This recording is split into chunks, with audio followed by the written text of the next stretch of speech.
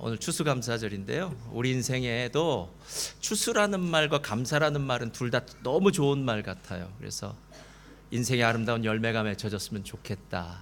또 우리의 삶이 진짜 감사할 수 있는 삶이 됐으면 좋겠다 하는 그런 생각이 들었습니다. 저는 오늘 여러분들과 함께 제목은 사명을 넘어선 사랑의 힘이라는 제목으로요. 오늘 함께 우리의 인생에 진짜 아름다운 열매가 맺히기 위해서는 어떤 삶을 살아야 될 것인가를 함께 오늘 너무나도 잘 아시는 다윗의 말씀으로 함께 은혜를 나눠보기를 원합니다. 지금은 어느 정도 오래돼서요, 모르는 사람도 없을 것 같지만 김난도 교수님이 쓴 아프니까 청춘이다라는 말 사람들 입에 많이 회자되었던 적이 있습니다. 그 이후에 여러 가지 그 명사들 또 삶의 선배들의 많은 조언들, 명언들 그리고 그런 말들이 많이 인터넷상이나 책에 이렇게 돌아다녔던 적이 있습니다. 그 말들 중에 보니까 이런 말들이 있네요. 인생 별거 없다. 다시 일어나자. 그래도 내일의 태양은 떠오른다. 자신만의 방식으로 마음껏 도전하라. 여러 가지 이야기들이 있습니다. 페이스북을 만든 저커버그도 여러 가지 이야기를 했더라고요. 작은 일부터 시작해야 큰 일을 할 수 있다. 많은 얘기를 했습니다. 제가 지난주에 그 하버드대학교의 심리학 교수가 쓴 것을 보니까 12가지를 이렇게 써놨는데 그중에 6번째가 제 마음에 좀 와닿더라고요. 그래서 6번째가 뭔가 봤더니 이겁니다.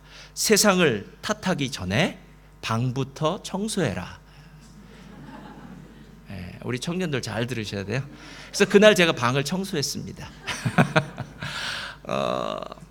우리는 누군가의 이야기를 들으면 또 앞서서 성공한 사람들의 조언을 잘 들으면은요, 우리의 인생도 그렇게 성공의 길을 함께 걸어갈 수 있는, 미래를 보장받을 수 있는 그런 삶이 되지 않을까 하는 생각이 들었습니다. 오늘 우리가 알고 있는 이야기는 세상 사람도 잘 아는 이야기입니다. 다윗과 골리앗.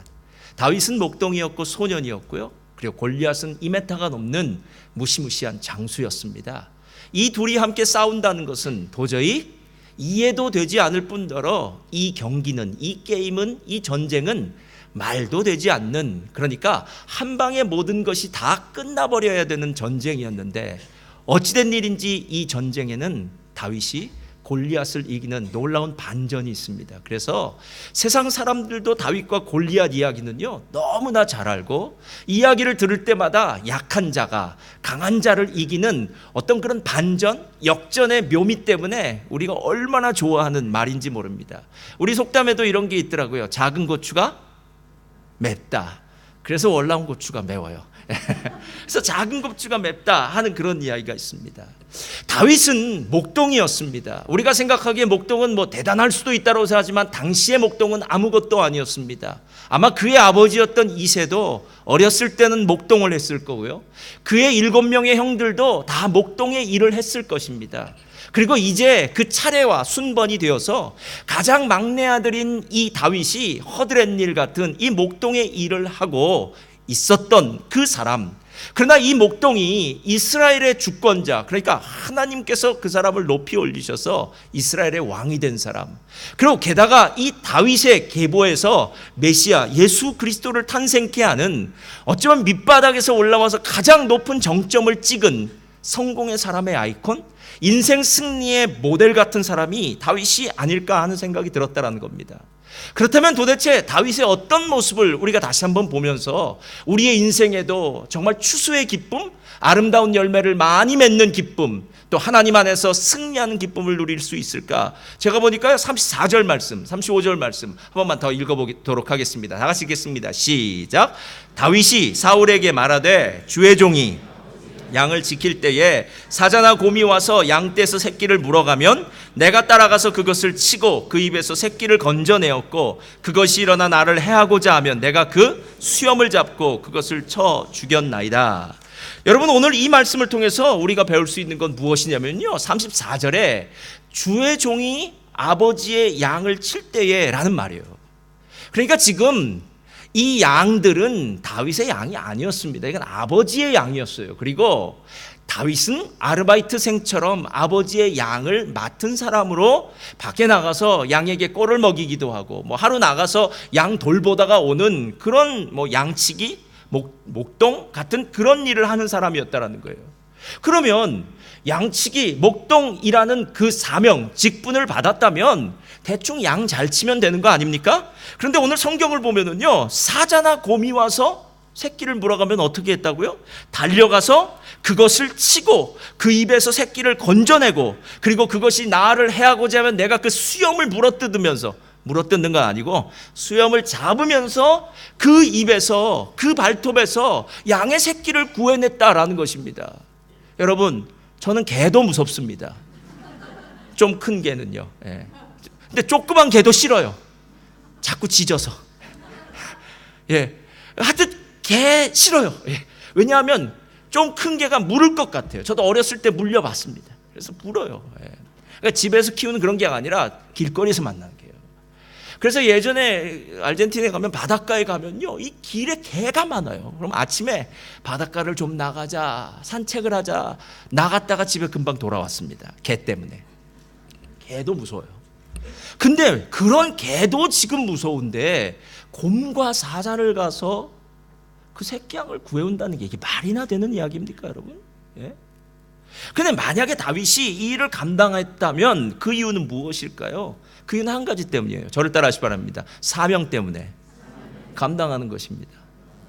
여러분, 제가 성공하는 사람, 인생 승리하는 사람 치고 자기 사명감 없이, 사명의식 없이 일하는 사람 한 명도 못 봤습니다. 그 말이 무슨 말이냐면, 맡겨진 일에 최선을 다하지 않는 사람에게 어떻게 또 다른 일을 맡길 수 있겠습니까?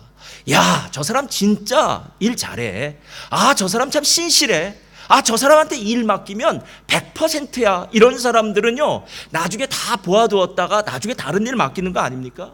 실제로 하나님이 언제 다윗을 보셨느냐 하면요, 다윗이 성전을 지으려고 할 때 하나님 앞에 축복받는 말씀이 사무엘하 7장에 나와요. 그 사무엘의 7장 이렇게 얘기해요. 다 같이 읽겠습니다. 시작. 그러므로 이제 내 종 다윗에게 이처럼 말하라. 만군의 여호와께서 이처럼 말씀하시기를, 내가 너를 목장 곧 양을 따르는 데서 취하여 내 백성 이스라엘의 주권자를 삼고, 라고 얘기해요. 여러분, 이 말이 무슨 말입니까? 하나님이 지금 자기 아버지인 이새도, 자기 형들도 다 허드렛 일이라고 생각하면서 내버려 두었던, 그리고 사무엘 선지자가 왔을 때 집에서 잔치를 벌일 때에도 막내 아들 다윗은 저 멀리 그냥 놔두었던 그 아들, 아무도 신경 쓰지 않고 아무도 바라보고 있지 않던 그 다윗을 하나님은 다윗이 목장에 있을 때, 양을 치고 있을 때 이미 보고 있었다라는 거예요. 어떤 걸 보고 있었냐면 다윗이 사명을 감당하는 모습을 보고 있었다라는 겁니다. 여러분, 제가 청년들에게, 청년들뿐만 아니라 우리 모두에게 다 적용될 텐데, 살 날이 새털처럼 많은 청년들은 더 들어야 되겠죠. 여러분, 정말 인생에 성공하기를 원하십니까? 성공이란 단어가 세상적인 단어라면 진짜 인생에 승리하기를 원하십니까? 후회 없는 인생을 살기를 원하십니까? 정말 다른 사람으로부터 인정받고 존경받는 사람이 되기를 원하십니까? 그렇다면요, 사명의식이 있어야 돼요. 사명의식이라는 것은요, 내게 좋은 일, 내가 원하는 일을 맡겼을 때만 잘하는 게 아니라, 누군가가 어떤 일을 나에게 맡겼을 때 그 일을 정말 내 힘과 내 성품을 다하여 그 일을 감당할 수 있는 일. 왜? 하나님이 보고 계시니까요. 가인과 아벨이 하나님 앞에 똑같이 제사를 드립니다. 그래서 똑같이 제사를 드린다는 건요, 가인과 아벨의 제사는 전혀 다르지 않았다는 거예요.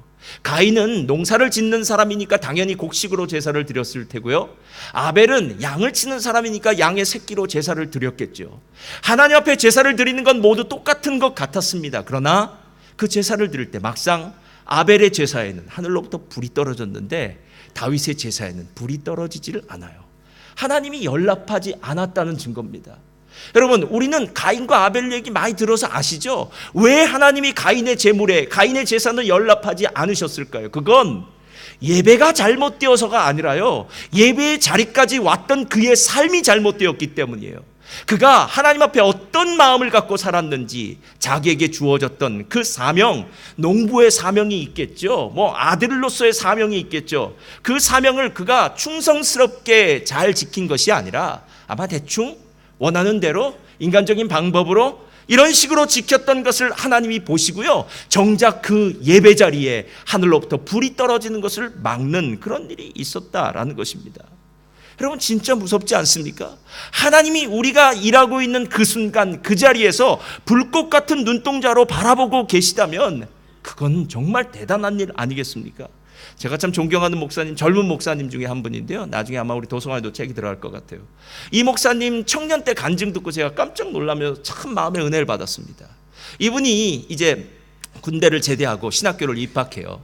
근데 어머니가 이렇게 얘기하는 거예요. 신학교 이제 들어가야 되는데 신학교 가기 전에 동네에 있는 감리교회가 큰 교회가 있으니까 그 교회 목사님 설교도 배우고 하기 위해서 그 감리교회에 출석해라라고 얘기해요.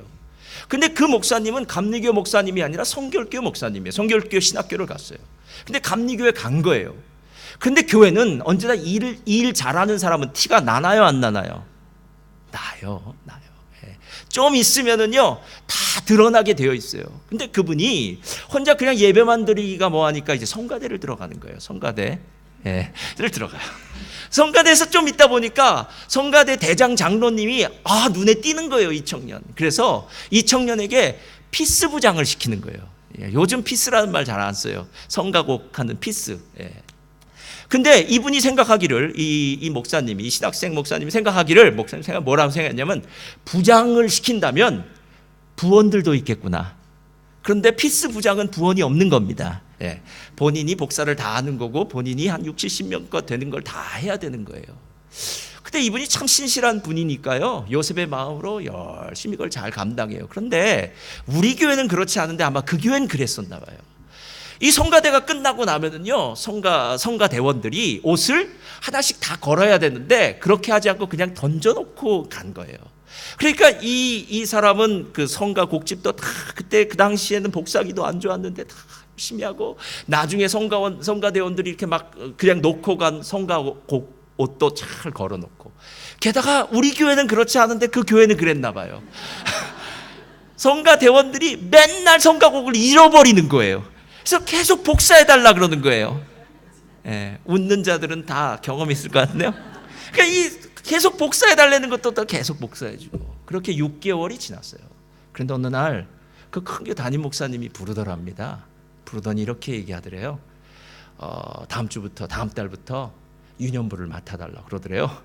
그래서 깜짝 놀랐답니다. 자기는 아직 신학생인데, 이제 신학교 초년병인데, 무슨, 게다가 교단 신학교도 아닌데, 그리고 게다가 이 큰 교회 장로님 자제들이나 여러 사람들, 신학생도 많은데 왜 자기를 한 100명 정도 되는 유년부인데요, 이렇게 신참에게 맡기는지 참 의아했었답니다. 이유는 나중에 알고 보았더니 그 성가대에 그 피스 부장을 시켰던 부장 장로님의 강력한 추천으로 말미암아 목사님이 그렇게 그 사람을 유년부의 교역자로, 또 학비를 다 대주고요, 나중에 생활비까지 어느 정도 대주었다고 그렇게 얘기하더라고요.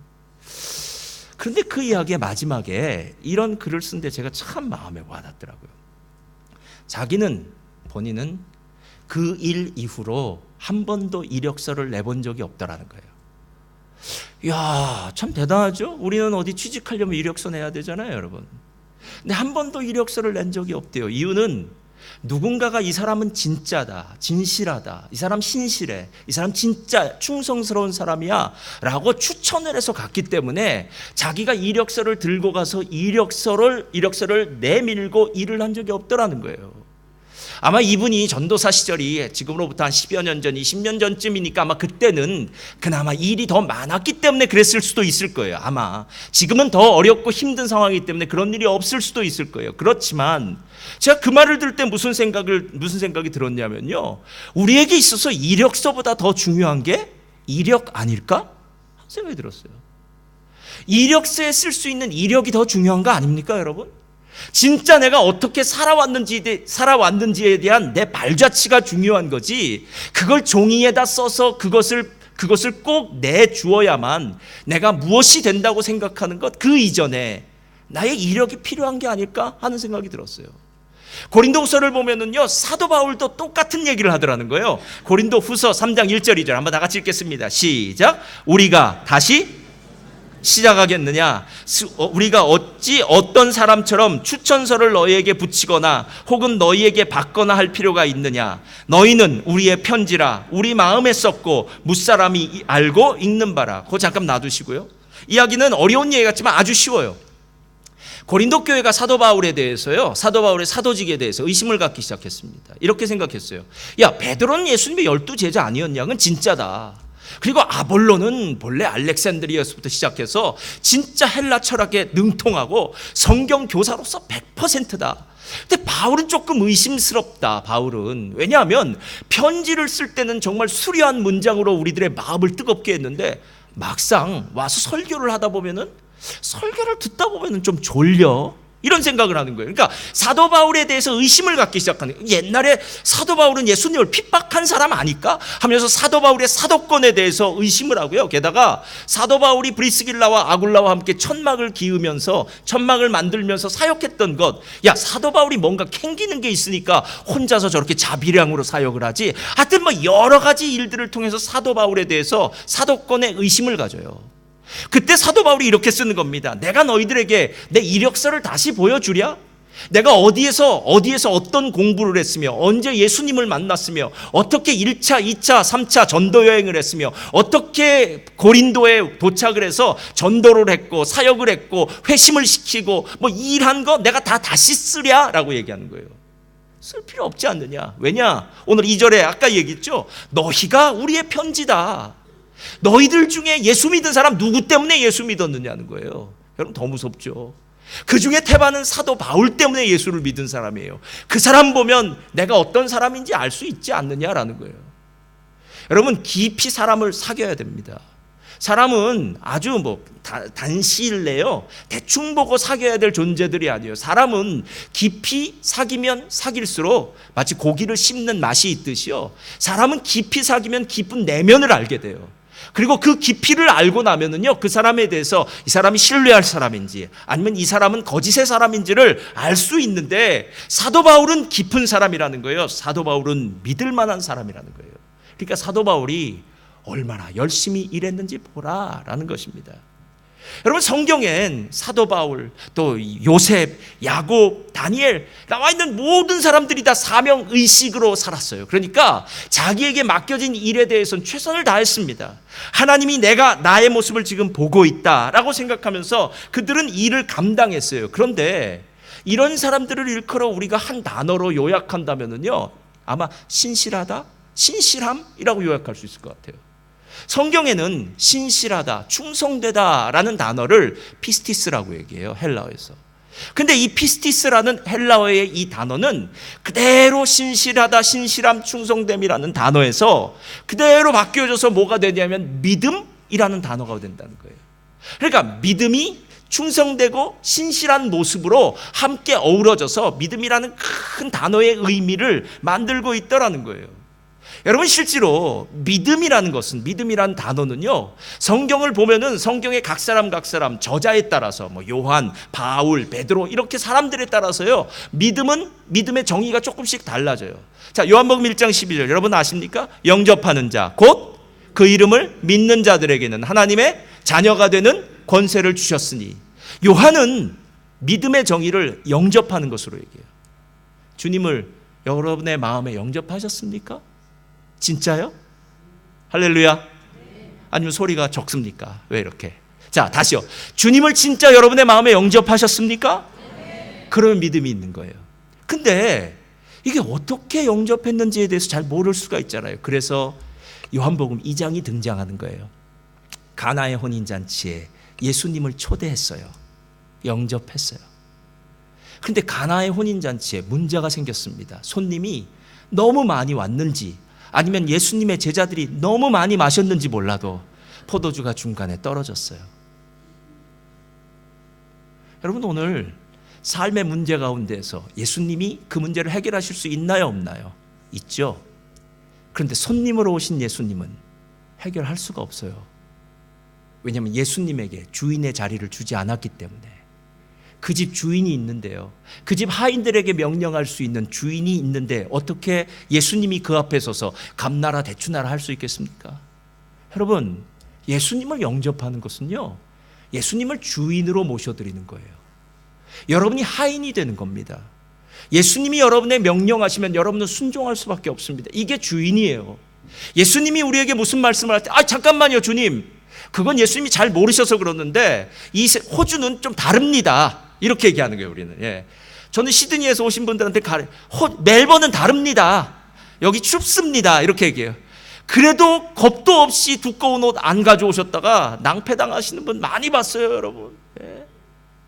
여러분, 여긴 다릅니다라고 얘기하면서 우리는 주님을 설득하려고 그래요. 주님 잘 모르셔서 그런가 본데, 주님 내 상황을 잘 안 보셔서 그런가 본데, 주님 내 상황은 틀려요, 그건 주님이 잘 모르셔서 그런 겁니다 라고 얘기하는 것, 그때는 아무런 기적도 나타나지 않아요.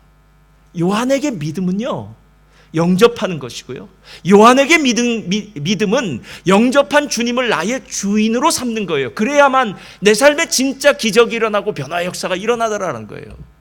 여러분, 히브리서의 히브리 기자는 믿음을 인내라고 얘기해요. 그래서 믿음이 있는 사람 끝까지 버티는 겁니다. 저를 따라하시기 바랍니다. 끝까지 버티는 것이 믿음입니다. 그럼 버텨야 돼요. 중간에 낙오되면 안 됩니다. 제가 지난주에도 얘기했죠. 가늘고 길게, 가늘고 길게 살아야 돼요. 우리는요, 주님 주신 만큼 살아야 돼요. 여러분, 실제로 믿음이라는 것이 여러 가지라는 거예요. 사도 바울은 믿음을 일컬어 능력이라고 얘기해요. 능력이라고 얘기해요. 그래서 믿음이 있는 사람은 능력 있는 사람이에요. 어떤 상황 가운데도 두려워하지 않아요. 믿음이 있는 사람은 눈을 감고 절벽을 뛰어내리라고 얘기해도 그 절벽을 뛰어내릴 수 있는 담대함이 있어요. 왜냐? 믿음은 능력이기 때문에. 할렐루야. 이 얘기를 하고 있는 거예요. 이 얘기를요. 그래서 우리가 1차적으로 가장 먼저 생각해 봐야 되는 것은 무엇이냐면, 세상에서 승리하는 인생은 사명감이 있어야 되는구나, 신실해야 되는구나, 충성돼야 되는구나. 그래서 세상에서도 승리하는 그 사람, 교회 안에서도 똑같은 방식입니다. 그런데 제가 다윗의 모습을 보면서요, 과연 그렇다면 우리는 사명의식에 충만해서 사명만 다 감당하면 될까? 다윗은 오늘 사명을 능가하는 한 가지가 더 있더라는 거예요. 우리 36절 한번 펴주세요. 다 같이 읽겠습니다. 시작. 주의 종이 사자와 살아계시는 하나님의 군대를 모욕한 이 할례 받지 않은 블레셋 사람이리까 그가. 자, 다윗이 지금 부모님의, 아버지의 심부름을 갔습니다. 형들한테 도시락 갖다 주고요, 또 군대 장관 있죠, 형 위에 있는 그 군대 장관에게, 그 상관에게 이렇게 여러 가지 음식을 가져다 주라는 심부름, 그것이 바로 다윗의 사명이었습니다. 그는 그 사명을 잘 감당해요. 그래서 심부름을 잘 감당해서 도시락을 가지고 형한테도 그리고 상관한테도 갑니다. 그런데 가던 중에 어떤 소리가 들리냐면요, 골리앗의 소리가 들리기 시작하는 거예요. 야, 이 한심한 놈들아, 너희들이 진짜 하나님을 믿는 놈들이다. 어디 담대하게 나와 싸워보자. 우리가 너희를 이기면은 너희는 우리의 종이 되고, 너희가 우리를 이기면 우리가 종이 되겠다. 이 여호와 믿는다고 이 겁쟁이들아, 막 이렇게 욕을 하는 거예요, 여러분. 그럼 군대 나갔던 사람들, 그러니까 그곳에 있었던 이스라엘 군사가 한두 명이었을까요? 수백? 적어도 수천 명 이상이었을 거예요. 여러분, 골리앗의 그 외침에 그 수천 명, 수만 명 중에 어느 누구도 반응하지 않았어요. 왜냐하면 두려웠으니까. 근데 실은 두려움이 아니었어요. 오늘 36절 다시 보면 이렇게 얘기해요.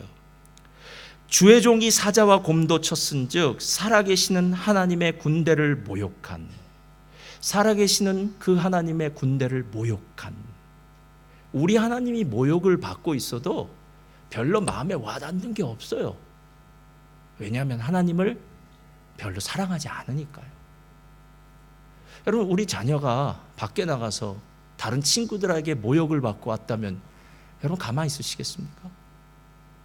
우리 부모님이 밖에서 다른 사람들에게 모욕과 비난을 받았다면 여러분 그냥 눈 감고 귀 막고 가만 계시겠습니까?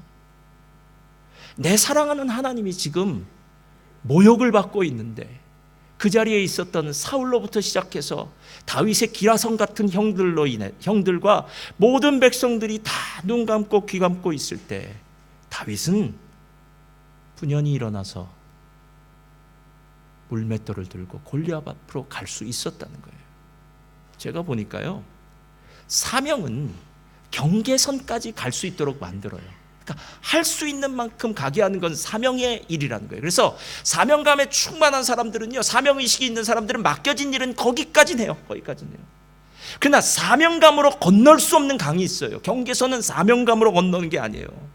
사명감은 여기까지고요. 그 사명감이라는 경계를 넘어설 수 있는 건 사랑이에요. 사랑이요. 예. 그래서 사랑이 있으면 넘어가요. 그렇기 때문에 성경에는 사랑이 제일 중요해요. 왜? 하나님은 우리에게 그저 경계선 안에 있는 일 잘하는 그리스도인을 원하는 것이 아니라 진짜 하나님을 사랑해서 그 경계선을 넘어갈 수 있는 신앙인이 되기를 원하시기 때문이라는 거예요. 요한계시록 2장 3장에 보면 소아시아의 7교회가 나옵니다. 여러분, 소아시아 7교회 중에 제일 먼저 나오는 교회가 무슨 교회인 줄 아세요? 네? 에베소. 뭐 좀 이렇게 피드백이 있어야 되는데 요한계시록 배워도 다 헛거네요. 자, 에베소 교회. 에베소 교회. 우리는 에베소 교회 하면은요, 대충 생각해요. 에베소 교회가 있었겠지, 소아시아에, 이렇게 생각해요. 근데 제가 이제부터 말할 테니까 한번 에베소 교회가 얼마나 대단한 교회인지 한번 들어보세요. 에베소 교회 1대 담임 목사님은 사도 바울이에요. 2대 담임 목사님은 아볼로예요. 3대 담임 목사님은 디모데예요. 4대 담임 목사님은 사도 요한이에요. 이래도 감이 안 오시나요? 그럼 제가 다시 얘기해 드릴게요. 에베소 교회 1대 담임 목사님은 주기철 목사님이에요. 일사가고. 2대 담임 목사님은 한국에서 강해설교 제일 잘한다는 이동원 목사님이에요. 3대 목사님은 요즘 가장 뜨는 목사님이라고 얘기하는 이찬수 목사님이에요.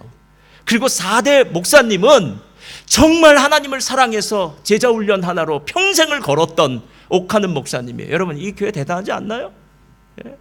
에베소 교회는요, 격이 틀린 교회예요. 격이 틀린 교회예요. 그래서 에베소 교회가 하나님 앞에 어떤 일을 했는지 먼저 얘기할 때요, 주님이 이렇게 말씀하세요. 내가 내 행위와 수고와 인내를 안다라고 얘기해요. 그러니까 보통 교회가 아니에요, 여러분. 그 많은 고통과 고난 가운데서, 핍박 가운데서 다 견뎌냈어요. 게다가 이 교회가 악한 자들, 곧 거짓 사도들을 너희들이 쫓아냈다, 거짓 사도들을 거부했다라고 칭찬하면서요, 이 교회가 얼마나 순전하게 진리를 위해서 살았던 교회인지 칭찬해요. 그러나 여러분 아시잖아요. 에베소 교회의 책망은 무엇입니까? 너희가 첫사랑을 버렸도다. 여러분, 주님 앞에 예배드리러 왔다가, 신앙생활 하러 왔다가 주님을 놓치는 사람 얼마나 많은 줄 아세요? 와, 주님을 놓치는 건 너무나 단순해요. 예전에 어느 교회 그렇더라고요. 교회 왔는데 의자 때문에 싸우다가 다시는 교회 안 나온다는 거예요. 어떻게 교인들이 의자 갖고, 자리 갖고 싸울 수 있냐는 거예요. 여러분, 그 사람 자리 때문에 예수님 놓친 거예요. 여러분, 교회 안에 좋은 사람 있고 덜 좋은 사람 있고, 딴 교회예요. 우리 교회 말고. 사람은 천차만별 아니겠습니까, 여러분? 어떻게 모든 사람들이 다 천사 같겠습니까? 천사 같았으면 이 자리에 있지도 않아요, 여러분. 몰라요, 우리는. 그런데 어떻게 운이 아니겠죠? 어떤 날은 좋은 사람도 만날 수 있고, 어떤 사람은 조금 안 좋은 사람도 만날 수 있죠. 그러나 여러분 교회 나오신 것이 그 사람들을 만나기 위해서 나오셨습니까? 누가복음 2장을 보면 예수님 부모님들이죠. 부모님과 가족들이 모두 예루살렘에 예배를 드리러 갔어요. 예배를 드리러 가서 절기 때 예배를 다 끝내고 돌아오는데 하루가 지나서 그들이 잃어버린 게 생각났어요. 누굴 잃어버렸죠? 예수님. 그러니까 지금 무슨 짓을 하고 있는지 모른다는 거예요, 우리가. 진짜 신앙생활은 예수님을 사랑하기 때문에 하는 것인데, 정작 예수님을 사랑하는 것은 다 어디론가 사라져버리고, 그죠? 신앙생활, 교회생활 오래 했으니까 그냥 가던 식으로, 가던 방식대로, 또 내게 맡겨진 일이니까 그냥 사명감으로 최선을 다해서 뭐 이 정도 하는 것으로 교회생활을 대충 얼버무리면서 때우는 사람들이 얼마나 많이 있느냐라는 거예요. 만약에 다윗이 목동으로서의 사명만 감당을 잘했다면요, 다윗은 절대로 이스라엘의 주권자, 왕이 되지 않습니다. 다윗이 목동으로서의 사명만 잘 감당했다면 그의 계보에서, 그의 후손에서 메시아가 나는 일은 없어요, 여러분. 다윗의 후손에서 메시아가 났던 이유, 그가 다윗 왕조를 일으켰던 이유 중에 가장 중심에 무엇이 있느냐? 다윗은 하나님을 사랑했던 자예요. 제가 하나님을 사랑한다 하면 뭐가 좀 달라질까 생각했어요. 사랑하면 두 가지가 좀 달라진 것 같아요. 첫째, 사랑하면 자발적으로 움직이게 돼요. 그렇죠? 자발적으로. 집에 청년들을 자녀로 두고 있는 중고등 학생들 건드리지 마시고요. 걔네들은 그냥 내버려 두셔야 됩니다. 그냥 없는 거라고 생각하고 그냥 그림자. 예. 밥은 차려놓기만 하면 돼요. 예. 먹을래? 안 먹으면 말고. 예. 근데 청년들 이렇게 집에 있는 부모님들이 제일 걱정하는 게 뭐냐면 이렇게 늦잠 자고 이렇게 청소도 안 하고 이렇게 지못 때르고 이거 어떡하냐고 걱정 마시기 바랍니다. 다 직장 만나고 사랑하게 되면 다 변하게 되어 있어요. 예. 늦잠 자던 아들도 사랑에 빠지면 애인이 일찍 나오라는 한마디에 단잠을 깨고 새벽부터 샤워를 하기 시작합니다. 이건 부모님이 시키는 거 아니에요. 자발적이에요. 그래서 부모님은 아이들한테 얘기할 필요가 없이 하나님한테 우리 아들에게 우리 딸에게 사랑하는 대상을 허락하여 주시옵소서 이 얘기만 하면 돼요. 예, 여러분 자발적으로 움직여요. 누가 해서 움직이는 게 아니에요. 다윗도 마찬가지 아니었습니까? 누가 떠밀어서 간 겁니까? 아니죠. 다른 사람들은 말렸어요. 실은요. 너 안 돼. 너 안 돼. 두 번째는요, 무모해져요.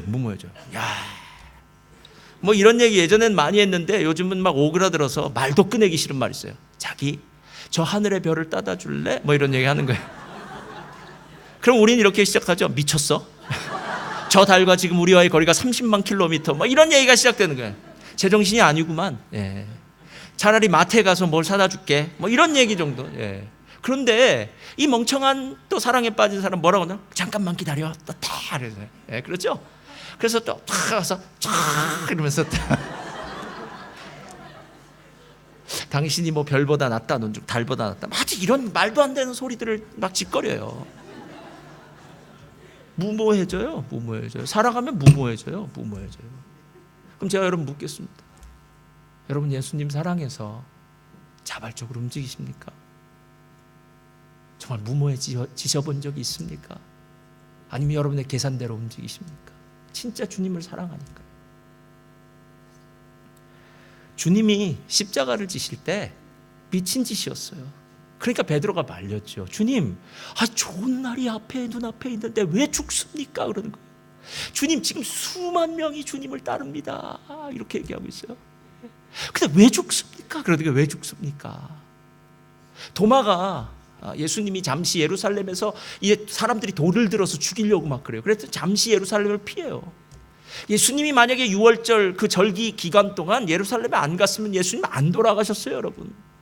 근데 예수님이 또 예루살렘으로 가자는 거예요. 그래서 도마가 얘기하는 거예요. 주님, 좀 전까지만 해도 그렇게 위협이 있었고 주님 죽이려고 하는데 우리 조금 멀리 떠나가 있읍시다. 지금만 조금 피해 있으면 나중엔 괜찮을 것 같아요.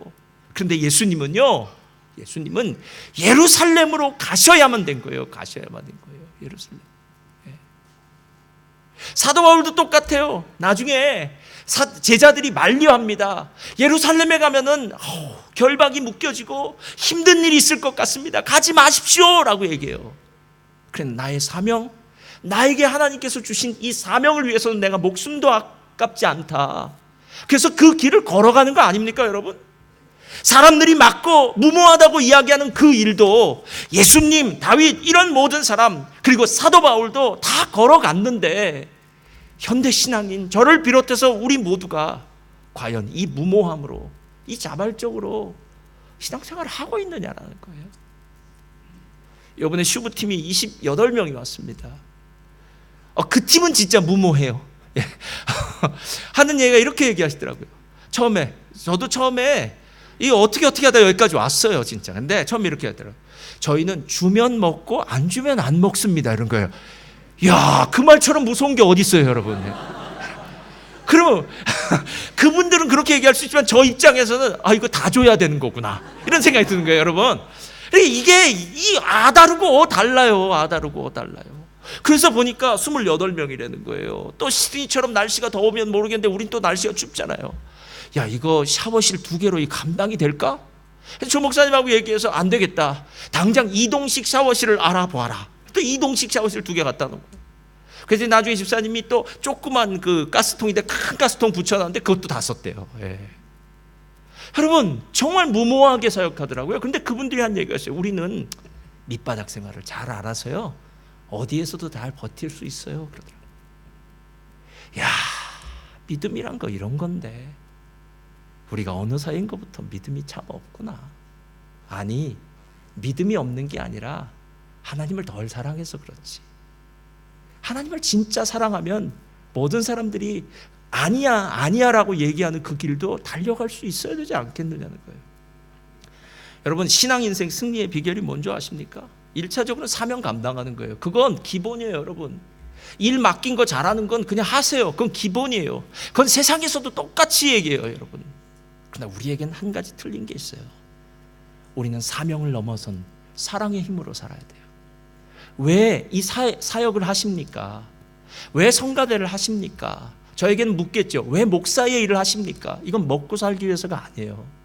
하나님을 사랑하기 때문에 하는 거예요. 주님을 사랑하기 때문에 하는 거예요.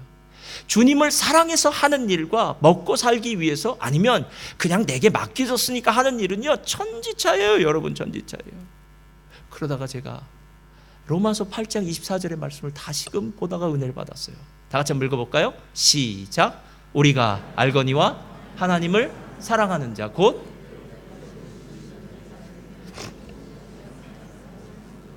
자, 뒤에 것부터 제가 읽을게요. 모든 것이 합력하여 선을 이룬다는 말 좋나요? 나쁘나요? 정말 좋죠. 우린 모두 이렇게 살고 싶어요. 모든 것이 합력하여 선이란 건 막 죽어라 안 해도 다 하나님이 시간 지나서 보니까 다 돼 있는 거예요. 할렐루야.